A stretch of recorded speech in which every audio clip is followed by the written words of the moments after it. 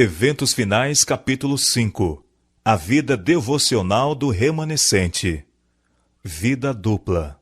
Nesta época, pouco antes da segunda vinda de Cristo nas nuvens do céu, deve ser efetuada uma obra como a de João Batista. Deus chama homens que preparem um povo para permanecer em pé no grande dia do Senhor. Para transmitir tal mensagem como a de João, precisamos ter uma experiência espiritual como a sua. A mesma obra precisa ser efetuada em nós. Temos de contemplar a Deus e, contemplando-o, perder de vista o próprio eu. A comunhão com Deus refletir-se-á no caráter e na vida.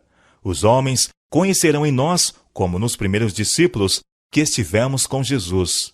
Eis o que dá ao obreiro um poder que nada mais será capaz de lhe comunicar. Jamais devemos permitir ser privados de tal poder. Carecemos de viver uma vida dupla, vida de pensamento e de ação, de silenciosa prece e infatigável trabalho. Oração e esforço, esforço e oração serão a ocupação de nossa vida. Deveis orar como se a eficiência e o louvor fossem todos atribuíveis a Deus, e labutar como se o dever fosse todo vosso. Ninguém sem oração se encontra livre de perigo durante um dia ou uma hora que seja. Aquele que nada faz sem não orar, em breve deixará de o fazer. Firmemente fundados em Cristo. A tempestade vem, a tempestade que há de provar a fé de todo homem, de que espécie é.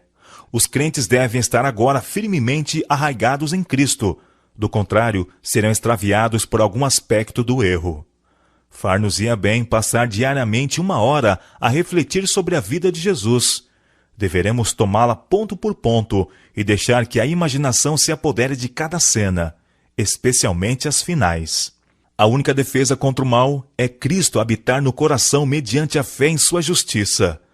A menos que nos unamos vitalmente a Deus, nunca poderemos resistir aos não santificados efeitos do amor próprio, da condescendência com nós mesmos e da tentação para pecar. Podemos deixar muitos hábitos maus, podemos, por tempos, separar-nos de Satanás, mas, sem uma ligação vital com Deus pela entrega de nós mesmos a Ele, momento a momento, seremos vencidos.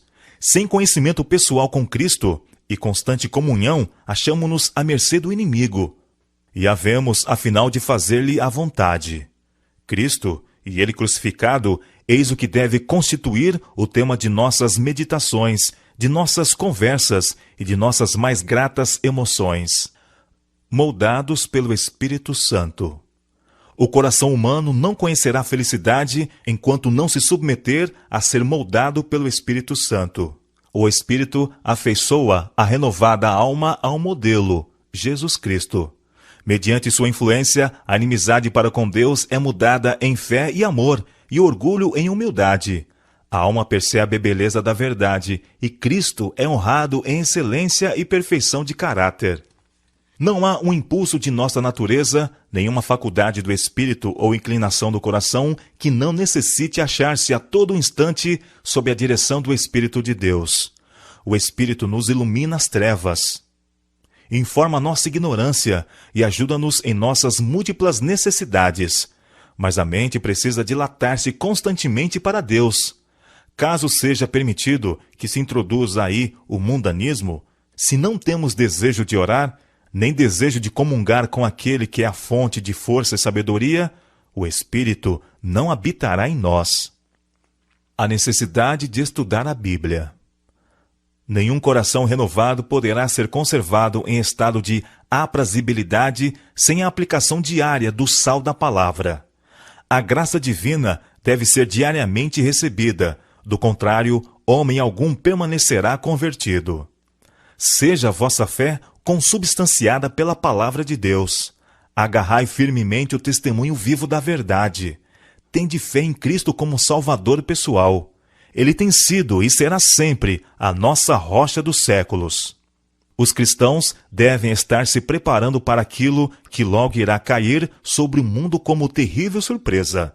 E esta preparação deve ser feita mediante diligente estudo da palavra de Deus e pelo levar a vida em conformidade com seus preceitos.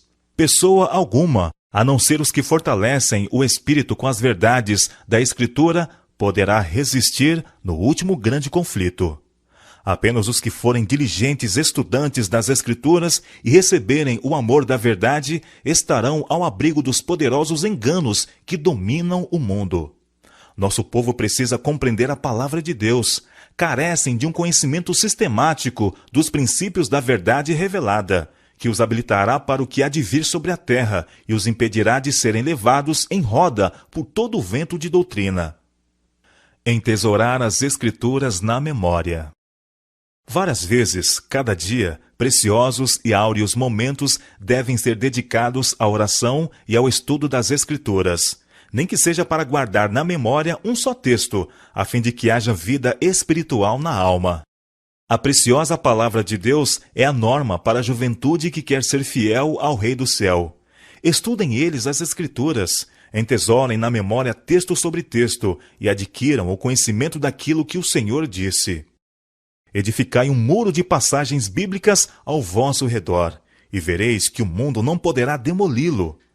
Entesourai as Escrituras na memória e retrucai então a Satanás quando ele vier com as suas tentações. Está escrito. Foi dessa maneira que o nosso Senhor enfrentou as tentações de Satanás e resistiu a elas. Pendurai as preciosas palavras de Cristo na galeria da memória. Elas devem ser muito mais apreciadas do que o ouro ou prata. Ao trabalhar, tende convosco uma Bíblia de bolso e aproveitai toda oportunidade para entesourar na memória suas preciosas promessas. Chegará o tempo em que muitos serão privados da palavra escrita. Se, porém, essa palavra é gravada na memória, ninguém poderá tirá-la de nós. Estudai a palavra de Deus, entesourai na memória suas preciosas promessas, para que, quando formos privados de nossas Bíblias, ainda estejamos de posse da palavra de Deus. Apocalipse 14. Uma âncora para o povo de Deus. Nesses últimos dias, é nosso dever determinar o pleno significado das mensagens do primeiro, do segundo e do terceiro anjo.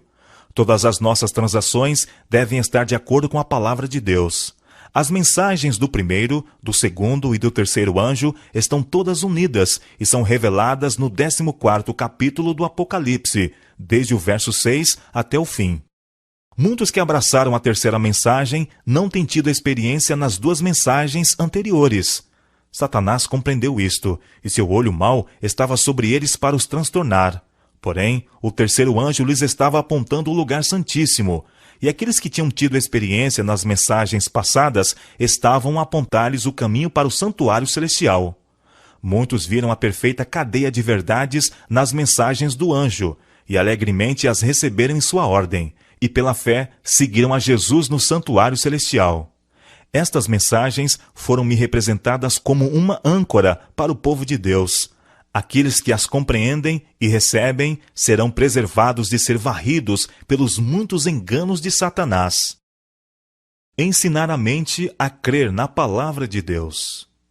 Os que se sentem na liberdade de questionar a palavra de Deus, de duvidar de tudo aquilo em que houver algum pretexto para ser descrente, verificarão que será necessário enorme esforço para ter fé quando vierem tribulações.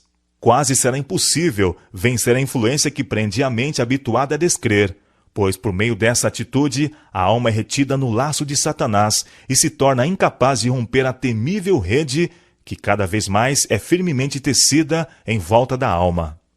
Ao adotar uma atitude de dúvida, o homem recorre às instrumentalidades de Satanás. Mas a única esperança daquele que se acostumou com a descrença é cair todo desvalido sobre o Salvador e, como uma criança, submeter a vontade e seus desejos a Cristo, para que seja libertado das trevas e conduzido à sua maravilhosa luz. O homem não tem poder para libertar-se a si mesmo da armadilha de Satanás. Aquele que se acostuma a questionar, duvidar e criticar, se fortalece na incredulidade. Preparação para as provações futuras. Os servos de Cristo não devem preparar determinado discurso para apresentá-lo quando forem levados a juízo por causa de sua fé. Devem preparar-se dia a dia, entesourando no coração as preciosas verdades da palavra de Deus, alimentando-se dos ensinos de Cristo e fortalecendo sua fé pela oração. Então, Quando levados a juízo, o Espírito Santo lhes trará à lembrança as verdades que hão de alcançar o coração dos que as ouvirem. Qual relâmpago lhes trará Deus à memória, justo quando for necessário o conhecimento obtido mediante diligente exame da palavra divina. Homens que agora pregam a outros, ao examinarem, quando chegarem o tempo de angústia, a posição em que se encontram, verificarão que há muitas coisas para as quais não podem dar uma razão satisfatória. Até que fossem assim provados, desconheciam sua grande ignorância. E há na igreja muitos que contam por certo que compreendem aquilo em que creem, mas que, até surgir uma discussão, ignoram sua fraqueza. Quando separados dos da mesma fé e forçados a estar sozinhos e expor por si mesmos sua crença, ficarão surpreendidos de ver quão confusas são suas ideias do que têm aceito como verdade. Controlar as faculdades mentais. A capacidade de dar uma razão de nossa fé é uma boa consecução, mas se a verdade não for mais funda que isto, a alma jamais se salvará. O coração deve ser purificado de toda contaminação moral. Poucos compreendem que é dever exercer domínio sobre seus pensamentos e imaginações. É difícil manter a mente indisciplinada, fixa em assuntos proveitosos. Mas se os pensamentos não são devidamente empregados, a religião não pode medrar na alma. A mente deve estar preocupada com as coisas sagradas e eternas. Do contrário, nutrirá pensamentos frívolos e superficiais. Tanto as faculdades morais como as intelectuais precisam ser disciplinadas e se fortalecem e desenvolvem pelo exercício. Grandemente necessitamos encorajar e cultivar pensamentos puros, castos e fortalecer as faculdades morais em vez das inferiores e carnais. Ajude-nos, Deus, a nos despertarmos de nossos apetites autocondescendentes. O exemplo de Enoque. Enoque andou 300 anos com Deus, antes de sua trasladação ao céu, e a situação do mundo não era então mais favorável ao aprimoramento do caráter cristão do que hoje. E como Enoque andava com Deus? Habituou a mente e o coração a sempre sentirem que ele se achava na presença de Deus, e quando estava perplexo, suas orações ascendiam a Deus para que o guardasse. Ele recusava tomar alguma decisão que ofendesse a seu Deus. Mantinha o Senhor continuamente diante de si. Orava: ensina-me o teu caminho, para que eu não erre. Qual é o teu desejo ao meu respeito? Que farei para honrar-te, meu Deus? Assim, ele moldava constantemente a vontade e as atitudes de acordo com os mandamentos de Deus, e tinha completa confiança de que seu Pai Celestial o ajudaria. Não tinha algum pensamento ou desejo egoísta. Sua vontade estava toda submersa na vontade de seu Pai. Pois bem, Enoque era um representante daqueles que estarão sobre a terra quando Cristo vier e que serão trasladados ao céu sem provar a morte. Enoque tinha tentações assim como nós. Estava rodeado de uma sociedade que não era mais propícia à justiça do que aquela que nos rodeia. O ar que ele respirava estava tão impregnado de pecado e corrupção como o nosso. Contudo, levava uma vida de santidade. Não se manchava com os pecados que predominavam na época em que vivia. Nós também podemos permanecer puros e incontaminados. Lembrar as bênçãos de Deus no passado. Ao recapitular a nossa história passada, havendo revisado cada passo do progresso até o nosso nível atual, posso dizer: louvado seja Deus! Ao ver o que o Senhor tem efetuado, encho-me de admiração e de confiança na liderança de Cristo. Nada temos que recear quanto ao futuro, a menos que esqueçamos a maneira em que o Senhor nos tem guiado e os ensinos que nos ministrou no passado. Um tempo para séria reflexão. Se já houve um tempo em que convinha que cada pessoa que teme a Deus refletisse seriamente, este tempo é agora, quando a piedade pessoal é essencial. Deve ser feita a indagação: o que eu sou? E qual é minha obra e missão neste tempo? De que lado estou labutando? Do lado de Cristo ou do lado do inimigo? Que toda pessoa se humilhe agora diante de Deus, pois agora vivemos realmente no grande dia da expiação. Agora mesmo, os casos de muitos estão sendo examinados perante Deus, pois eles terão de dormir em suas sepulturas por um pequeno período de tempo. Vossa garantia nesse dia não é a profissão de fé, mas o estado de vossas afeições. O templo da alma está purificado de sua contaminação? Meus pecados foram confessados e arrependo-me diante de Deus por havê-los cometido, para que possam ser apagados? Tenho muito pouco apreço por minha própria pessoa?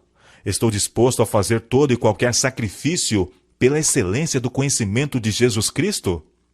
Reconheço em todo momento que não pertenço a mim mesmo, mas sou a propriedade de Cristo e que meu serviço pertence a Deus, de quem eu sou?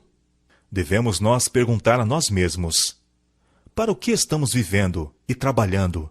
E qual será o resultado de tudo isso? Vivendo em função do dia do juízo. Ao ver as pessoas indo apressadamente de um lado para outro em nossas cidades, tenho me perguntado se elas já pensaram no dia de Deus que está precisamente à nossa frente.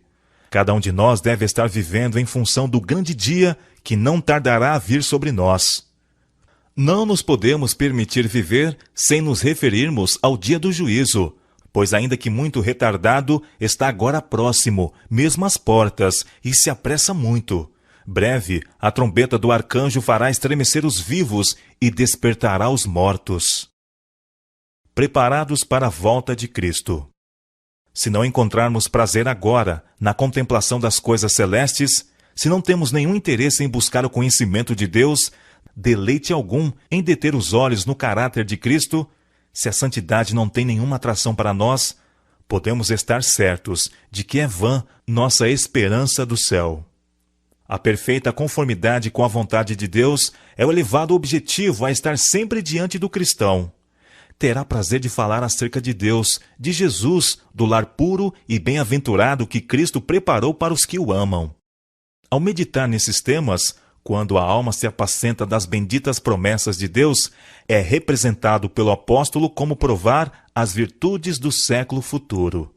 Se hoje estais em paz com Deus, estais preparados para receber a Cristo, se viesse hoje.